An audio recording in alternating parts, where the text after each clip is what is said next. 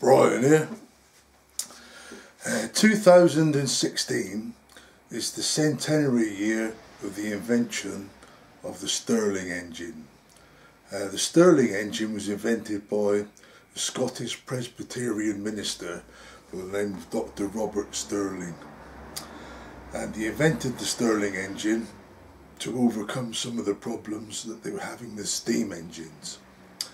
Now, steam engines are expensive to make, they're expensive to run, and they're very uneconomical. They require huge amounts of coal and large amounts of water. Most of the heat generated by the coal disappears up the chimney, and they also require valve gear and people to attend to them all the time. So Dr. Robert Stirling wanted to invent an engine that was better. He came up with the Stirling engine. Because it's a centenary year, I decided to make one. You can do it several different ways. The first option is to actually buy one ready-made. The second option is to buy a kit. The third option is to buy a set of plans. And the fourth option is just to make one from scratch, which I have done here. Unfortunately, I can't get it to work. I can show you how it works. I have a night light in the bottom of here, that's a light at the moment. Inside of this can, which I will show you at the end of the film, there is another cylinder that moves up and down. This cylinder isn't fitted tightly. It's made much smaller so that air can actually circulate around it, and that is how the engine works. If this cylinder was tight, it wouldn't work at all. Maybe I've made it too tight, maybe that's why I can't get it to work. Up here on this little elbow, this is the power piston. Well, I call it a power piston, but it's not actually a piston in it. I've covered it with rubber from a balloon, which makes it airtight, and my connecting rod comes off that up here onto the crankshaft. Inside here there is a crankshaft. The crankshaft continues, as you can see, and that's connected by a con rod to the displacer piston in here. At the top here I've got two CDs, and that's my flywheel.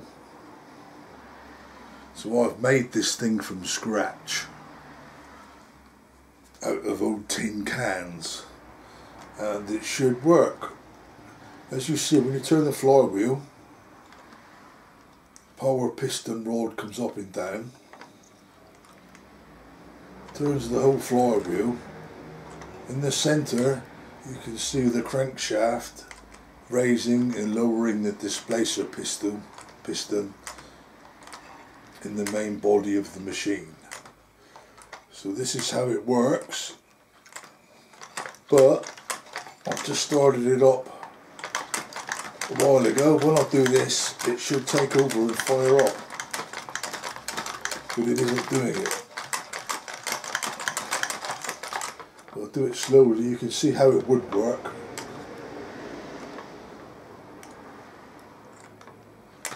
It's not doing anything. So for some reason my homemade Stirling engine isn't working. Epic fail. But I'll explain a bit about them. There are actually three different types of Stirling engine. This is a gamma type engine. There's also the alpha and beta type engines. The alpha engine being the most powerful. They have actually outlived steam engines. Steam engines now are a thing that only enthusiasts operate for the nostalgia market. Stirling engines are actually still in use in some unexpected places. They actually use these things on the International Space Station to generate electricity. They're also actually used for the same purpose in the Arctic and Antarctic science stations. They're used in some ships. They're even used in some submarines, because they run very quietly, much more quietly than a diesel engine. So to charge your electric batteries for your electric motors, some submarines use these things. They're also used in every place in the world where there is no electricity.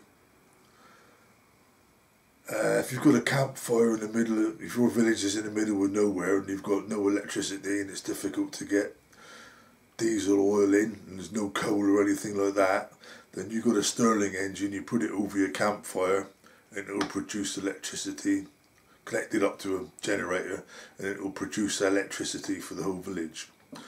So the Stirling engines, although widely unknown in Europe, are actually used in many parts of the world today. I'm sorry it didn't work. I'm really disappointed. I'll have one more go.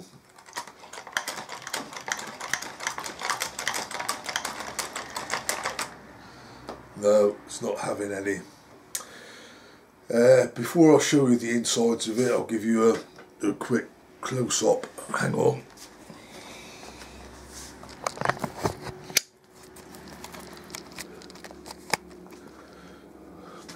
Get my glasses so I can see what I'm doing.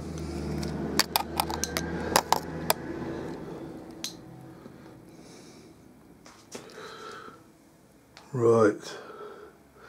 As you see, this is made out of mostly Guinness cans. And as I said, there is my power cylinder, which is actually a balloon. There's the con rod going up here and joining onto the crankshaft. There. Crankshaft goes in. There you can see it in the top of the balloon. And the other side of the crankshaft is my flywheel, which is actually two.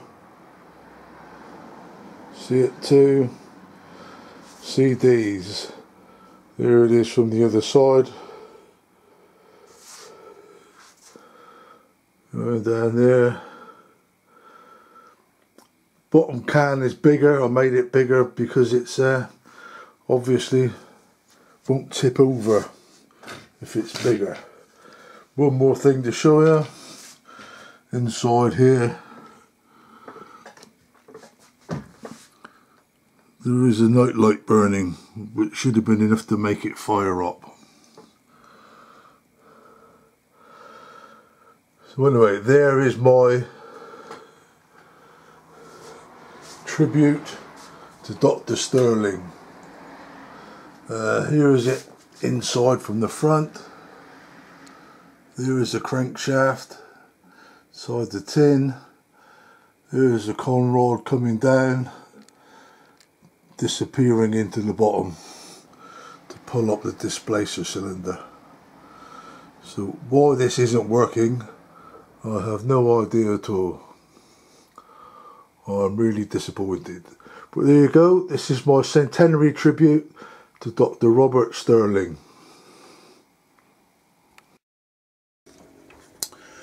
Okay, this is my displacement piston. As you can see, it's made out of an old Guinness can again, which has been cut down so that it will fit inside another Guinness can. And it moves up and down freely inside the Guinness can with enough space around it to allow the air to flow from top to bottom. So there you go, that's how the displacement piston works.